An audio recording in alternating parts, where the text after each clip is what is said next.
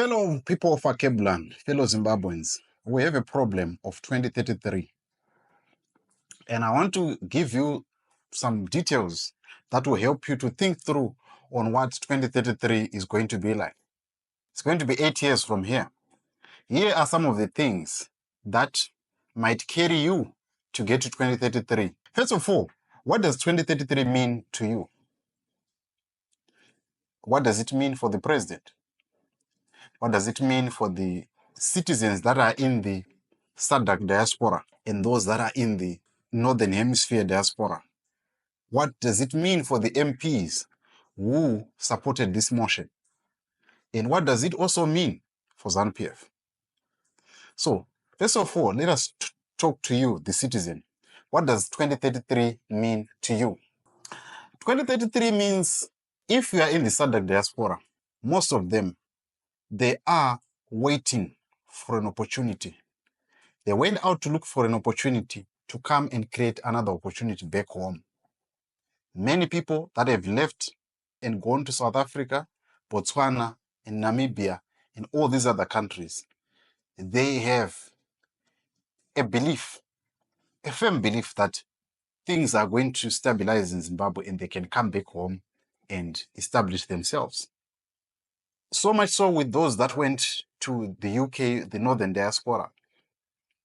But as the things look right now, it seems like you have to wait a little bit longer. You have to plan with 8 years more in mind, or maybe 10. Now, for the citizen that is inside Zimbabwe, since our president came into power, there have been the introduction of the 2% tax. Now these other taxes that have been introduced, things are getting tighter and tighter. And to give you context, one of the former Reserve Bank governor admitted that the government does not have money and it is finding it difficult to get investment in. Nokuti budget ranhasi rinoratidza kuti mari inonetsa kunzoko saka totsvake mari from within the country. Mari iyi inobva kubva muvanhu ichienda muhomwe yehurumende for purpose roads, madhemu nezvakadaro, nekuti mari iri kunetsa kunze kwese kwenyika. Even mari yema-SDRs yaipa iri 0%, now yato 4.2%, which means yakutodhura asi yafuti ende mahara. Saka chimahara hakuna, ndo zvinoreva.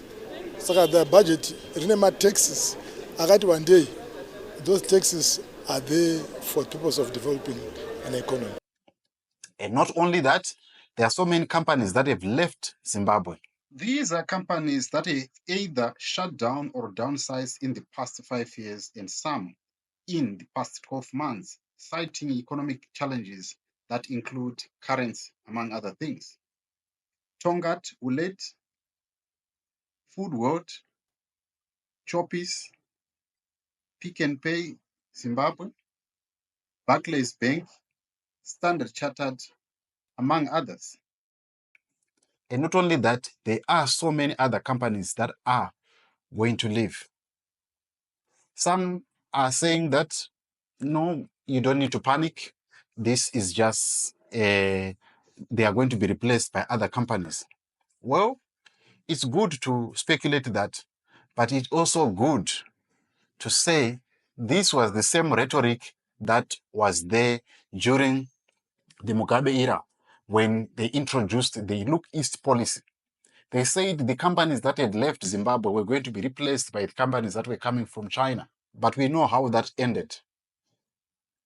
So as much as they are in denial, the truth of the matter is the opportunities are dwindling, whereby it will be harder for a citizen who is living in Zimbabwe right now for them to survive, because the government is going to continue milking and milking on them because of taxes.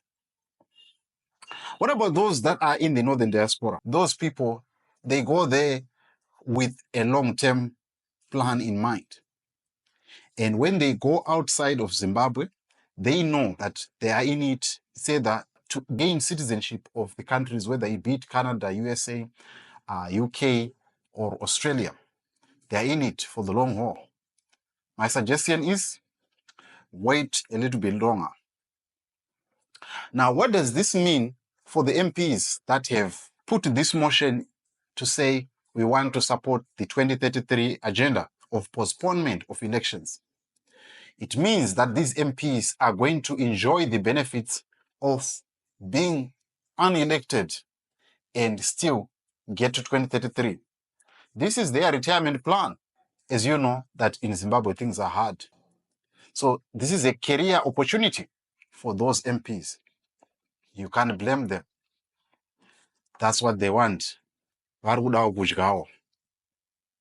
Now, what does it mean for Zanu PF? And that's where the bad news is.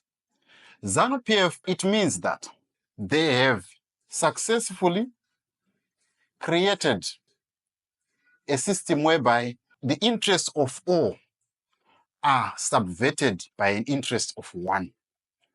What do I mean by that? The constitution that we have that was created by COPAC in 2013 is the will of the people. But the same will of the people is now being changed in order to serve the will of one. This is what Zanu PF have successfully created. They have created another monster of Mugabe with the current president. Why do I say that? With Mugabe, he was now the center of power of everything, and it was created by Zanu PF. After making Mugabe the center of power, power diluted him, and he was the one who was calling the shots. And in calling the shots, he was irreplaceable. That's what Zanu PF always sang in all the conference meetings. They would say, no one can challenge Robert Mugabe. So this demon or this perennial case that we carried for years of having a live president is coming back again. By the time our president leaves office in 2033, he will be 90 years. But on paper, he will be the same years that Robert Mugabe was the president, which is Mugabe died at 95. He left when he was 93. So according to the actual birth of our own president, it means that by the time he gets to 2033, he will be the same age that Robert Mugabe left the office. So what this means for Zanu PF is not progressing. Zanu PF is regressing, is going back to where it was prior to 2017, whereby it was singing the same tune of saying, we are doing a 1 million march for Mugabe, but in actual sense, they were fed up of Robert Mugabe. The question that I have for them is, what do you mean when you talk to the young people and tell them you are the leaders of tomorrow? When you, in 45 years, you've only produced 2 presidents. What does this mean for Zanu PF if it is constantly fighting economic battles and continuously blaming the opposition in the West? We're not seeing the same with the likes of President Paul Kagame. President Paul Kagame took responsibility after the genocide, and he has turned Rwanda into a jewel that the world is talking about. The question is this the legacy that Zanu PF wants to carry on, of being looked at as the party that failed the state? You tell me what you think. And lastly, our president, what does this mean for him? What this means is there are 4 risks that he is likely to face. The first risk is he is likely to be assassinated by the people inside Zanu PF or inside the military. Or number 2, he could be lucky. He can go the same way Mugabe went, of being ousted by the same people that he trusted. And number 3, there could be a revolution inside Zimbabwe that could force his hand to leave, like what has happened in Mozambique. Or the last one could be a betrayal from within. Someone is going to betray him, and they are going to say enough is enough inside Zanu PF, and they are going to let him go.